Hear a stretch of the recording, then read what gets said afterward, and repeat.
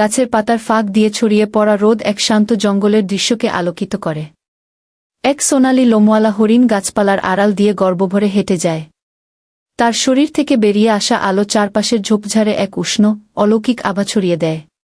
জঙ্গল বাইরের পৃথিবী থেকে অপ্রভাবিত এক শান্ত সৌন্দর্যে নিঃশ্বাস নিচ্ছে।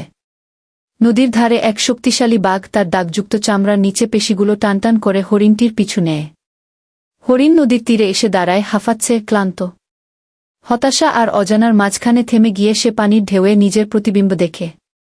ঝড়ের আগে সেই এক মুহূর্তের নিস্তব্ধতায় হরিণ চিৎকার করে ওঠে, এই নদীতে আমি আমার মতো আরও 10টা সোনালি হরিণ দেখি। অতৃপ্ত লালসায় তাড়িত হয়ে বাঘ নদীতে ঝাঁপ দেয়, তার পুরস্কার পাওয়ার অন্ধ প্রচেষ্টায়। নদী যেন সেই বাঘের লোভের প্রতিচ্ছবি, যেখানে তার অবিরাম এবং শেষ পর্যন্ত বৃথা সংগ্রাম প্রতিফলিত হয়। বাঘ জলে লড়ছে, তার বিশাল দেহ স্রোতের সঙ্গে যুদ্ধ করছে। নদীর তীরে দাঁড়িয়ে সোনালি হরিণ দৃশ্যটি লক্ষ্য করছে। তার চোখে প্রাচীন গানের দীপ্তি।